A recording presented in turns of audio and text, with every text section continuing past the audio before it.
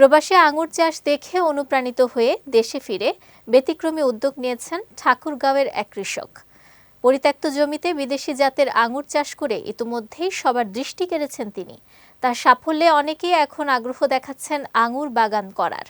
ঠাকুরগাঁও প্রতিনিধি মামুনুর রশিদ মিন্টুর পাঠানো তথ্যচিত্রে বিস্তারিত দেখুন আমার তৈরি ডেস্ক রিপোর্টে।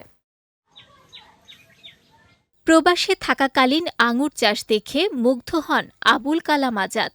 দেশে ফিরে ২০২৪ সালে বাড়ির পাশে ৪ বিঘা পরিত্যক্ত পুকুর পাড়ে শুরু করেন পরীক্ষামূলক আঙুর চাষ।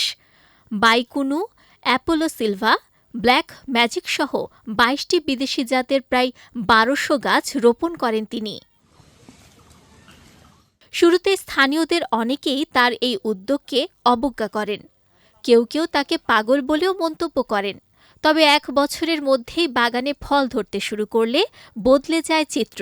প্রায় ৯ লাখ টাকা বিনিয়োগ করে গড়ে তোলা এই বাগান থেকে এবার ২০ লাখ টাকার আঙুর বিক্রির আশা করছেন তিনি। আমি একদিন প্রবাসে ছিলাম। প্রবাস থেকে আসার পরে আঙ্গুরের জন্য আমার বড় শখ ছিল আঙ্গুর লাগাবার জন্য, আঙ্গুর বাগান করার জন্য। কেন এই ফলগুলা বিদেশে আছে, আমাদের দেশে যদি আবাদ করা যায়, কিন্তু আমাদের দেশের কোনো অভাব অনটন থাকবে না, বিদেশ থেকে আমদানি করার দরকার নাই।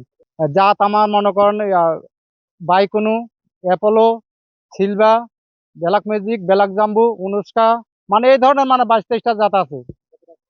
আমার প্রায় ৮-৯ লাখ টাকার মতন খরচ। এইবার যে ফলন আমার আসতেছে, ইনশাল্লাহ আশা করি ২০ লাখ টাকার মতন বিক্রি হবে। এদিকে তার এই বাগান দেখতে প্রতিদিনই ভিড় করছেন দর্শনার্থীরা। অনেকে আবার আগ্রহ দেখাচ্ছেন আঙুর বাগান করার। আবুল কালাম আজাদ ভাই, উনি একটা সাহসী উদ্যোগী নিয়ে যে আঙ্গুর বাগানটি করছে বিশাল এরিয়া নিয়ে, আমি এই বাগানটি দেখতে আসছি।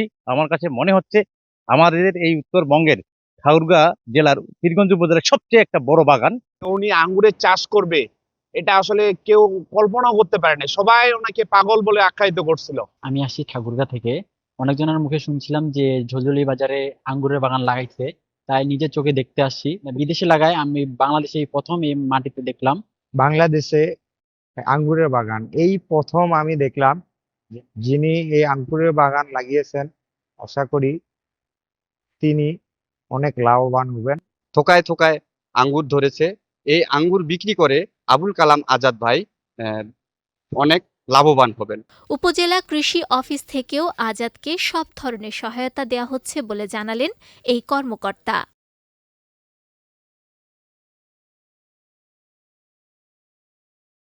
যদি কোনো রোগ বালাই বা পোকামাকড়ের বিষয়ে যদি কোনো পরামর্শ লাগে, সেগুলো আমরা কৃষক থেকে সাপোর্ট দেওয়ার চেষ্টা করতেছি।